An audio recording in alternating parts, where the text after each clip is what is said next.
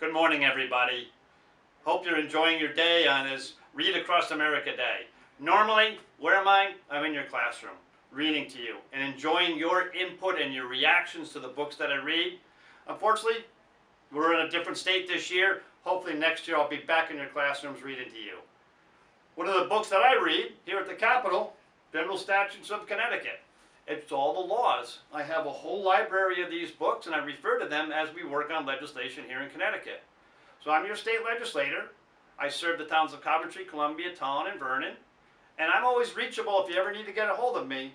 One of my main jobs, though, is working on legislation in Connecticut. That's writing laws. Changing the words in these books is what I like to say. You know, mostly for the better, and that's what I like to do. The other part of my job is representing you.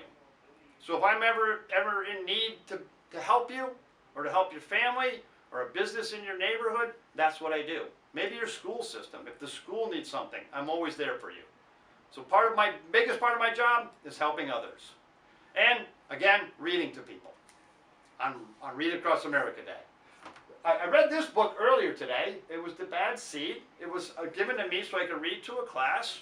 Hopefully you get a chance to read it yourself. But what I want to talk about for a couple minutes is what I read when I was little. I used to read from a young man a book called Encyclopedia Brown. So Encyclopedia Brown was a series of books where he was a sleuth. Sleuth, you say?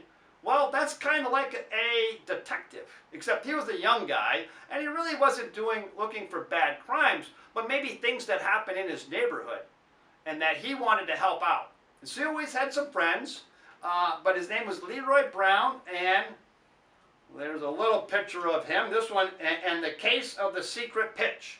So it was all kinds of different type of books. Instead of a chapter book, what it actually was 10 mysteries in each of the books.